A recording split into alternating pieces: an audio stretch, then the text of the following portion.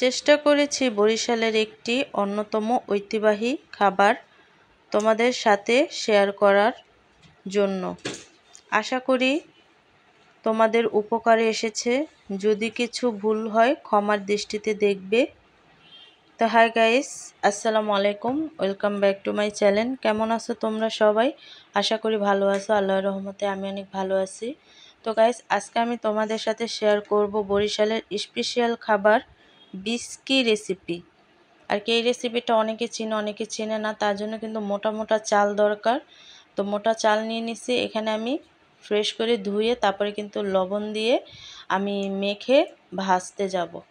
তো এই চালটা কিন্তু ভেজে নিতে হবে। তো ভিডিওটি ফার্স্ট থেকে লাস্ট পর্যন্ত দেখতে থাকো, আশা করি ভালো লাগবে। আর ভালো লাগলে প্লিজ একটি লাইক আর একটি সাবস্ক্রাইব করে পাশে থাকবে।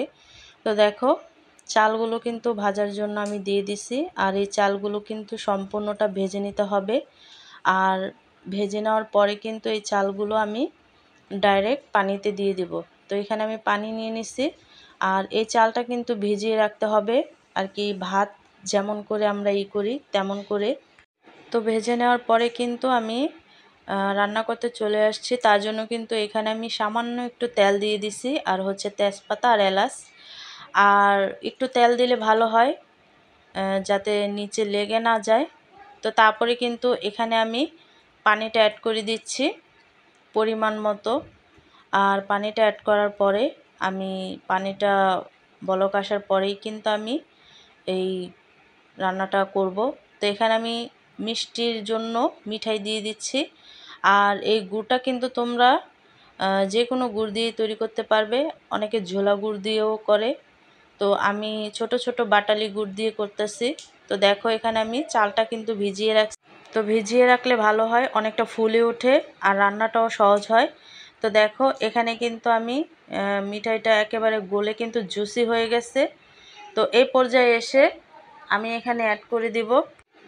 তো পানিটা বলক চলে আসার পরে এখানে আমি যেই চালটা ভিজিয়ে রাখছিলাম ভেজে, তো সেই চালটাই কিন্তু অ্যাড করব। আর হচ্ছে নেড়ে দেব, নয়তো দেখা গেছে লেগে যেতে পারে। তো সম্পূর্ণ চালটা এখানে আমি অ্যাড করে দেব। তো দেখো, এখানে দিব আর অনেক সময় অনবরত নাড়তে হবে। তো বলক চলে আসছে। আর এই বিস্কিটা একেবারেই কিন্তু পোলাও যেভাবে রান্না করে সেভাবেই রান্না করব। বরিশালের ভাষায় এই রেসিপিটি বলা হয় লাল পোলাও বা লাল ভাত। তো আমরা যেই নামে চিনি সেই নামে বলছি বিস্কি। তো দেখো, আমি কিন্তু একটু একটু করে তারপরে কিন্তু পানিটা শুকিয়ে নিছি। আর শুকানোর পরে কিন্তু একটু দমে রাখবো একেবারে। তো একেবারেই কিন্তু পোলাও যেভাবে রান্না করে সেভাবে করেই কিন্তু আমি এই রেসিপিটি রান্না করব। আর যেহেতু একেবারে পানি শুকিয়ে গেছে, এই পর্যায়ে এসে আমি অ্যাড করে দেব কোরানো নারকেল। আর ঝুরঝুরা এই নারকেলটাই কিন্তু এই বিস্কির স্বাদ বাড়ায় আর অনেকটা খেতে টেস্টি লাগে। তো তোমরা চাইলে কিন্তু নারকেলটাকে চড়া চড়া করে কেটে তারপরে দিতে পারো। তার একটু দমে আমি রেখে দিছিলাম। রাখার পরে দেখো, আমি একটু উল্টিয়ে দেব। আর এই বিস্কিটটা দেখতে কতটা লোভনীয় হয়েছে দেখতেই পাচ্ছ। এটা হচ্ছে বরিশালের একদম সবচাইতে ফেভারিট একটা রেসিপি, যেটার নাম নাকি বিস্কি। আর এই রেসিপিটা খেতে খুবই সুস্বাদু লাগে আর অনেকটাই টেস্টি লাগে। তোমরা যদি কেউ না খেয়ে থাকো, অবশ্যই কিন্তু এই বিস্কিটা ট্রাই করবে, খেতে খুবই ভালো লাগে বরিশালের খাবার। তো দেখো, আমি পরিবেশন করে নিছি আর নারকেলটা জড়ো জড়ো করে দিয়ে নিছি। আর খেতে কিন্তু খুবই ভালো লাগে। এটায় যত নারকেল দিবে খেতে কিন্তু ততটাই ভালো লাগে আর অনেকটা লোভনীয় হয়েছে।